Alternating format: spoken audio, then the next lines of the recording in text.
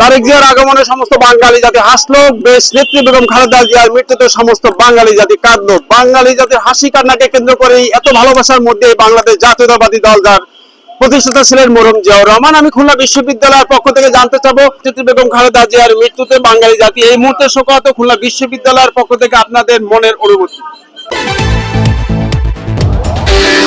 আসসালামু আলাইকুম, বিসমিল্লাহির রহমানির রহিম। খুলনা বিশ্ববিদ্যালয় অফিসারদের পক্ষ থেকে, বন্ধনের পক্ষ থেকে সময়ের খবরকে ধন্যবাদ জানাচ্ছি।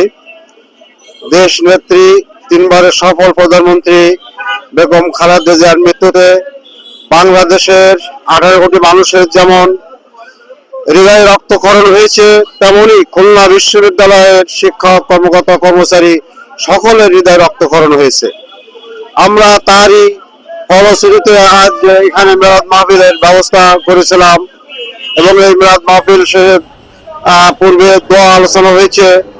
আমরা ইতিপূর্বে বিএনপির ভারপ্রাপ্ত চেয়ারম্যান তারেক রহমান স্বদেশ প্রত্যাবর্তন উপলক্ষে খুলনা বিশ্ববিদ্যালয় থেকে ঢাকা গিয়েছিলাম।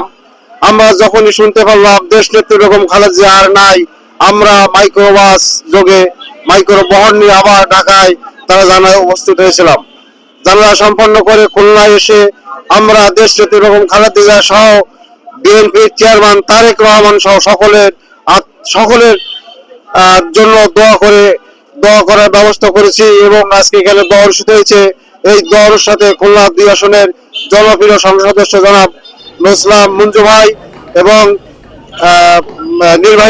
জাতীয় নির্বাহী কমিটির সদস্য খান মোহাম্মদ রবিউল ইসলাম উপস্থিত ছিলেন এবং অনেক কর্মকর্তা কর্মচারী উপস্থিত ছিলেন।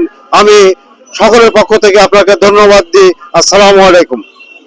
এবং আমরা শুধু আপনারা যে যেখান থেকে দেশে কিংবা বিদেশে আজকের এই নিউজ দেখছেন, খুলনা বিশ্ববিদ্যালয়ের বন্ধনের সৌজন্যে দোয়া মাহফিল দেশ নেত্রী বেগম খালেদার জন্য আপনাদের সবাইকে প্রাণ ঢালা অভিনন্দন। বিদায় নিচ্ছি। এখনকার মতো খুলনার সময়ের খবর প্রতিবেদক আব্দুল আলিম। আল্লাহ হাফেজ।